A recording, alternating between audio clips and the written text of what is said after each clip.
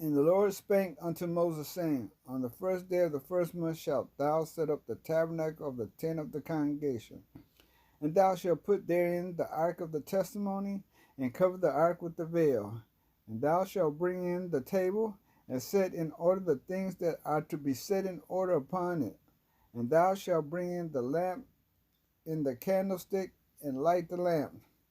And thou shalt set the altar of gold for the incense before the ark of the testimony, and put the hangings of the door to the tabernacle. And thou shalt set the altar of the burnt offerings before the door of the tabernacle of the tent of the congregation.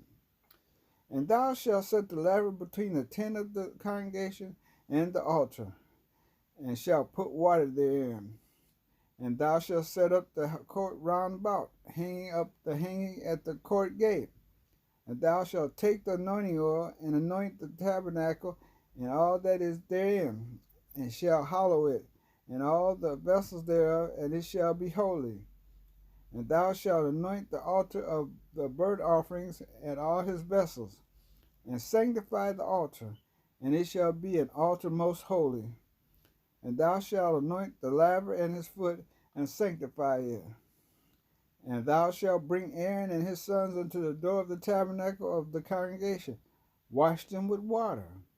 And thou shalt put upon Aaron the holy garments, and anoint him, and sanctify him, that he may minister unto me in the priest's office.